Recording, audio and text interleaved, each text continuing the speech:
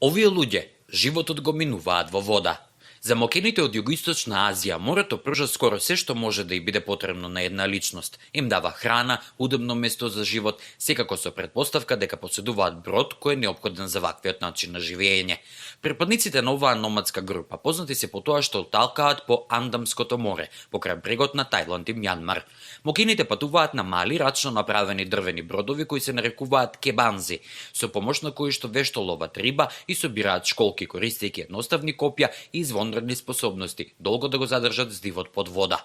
Мокените претежно се тинејџерки. Се смета дека идеално е жените да влезат во брак кога ќе ја добијат првата менструација, а да останат заедно до смртта со својот партнер. Развојот на туризмот и промените на законите довеле до тоа мокените да започнат да го менуваат местото на престојот, но обично останале исти. Биле присилени да ги напуштат своите куќи на бродовите и да основаат населби на брегот. Мала група мокени и натаму се спротивставува на овие промени, па уште живеат номадски начин на живот, барем така по големиот дел од годината. Тие уште го посетуваат копното на традиционален начин и кратко престојуваат на него за време на дождовната сезона.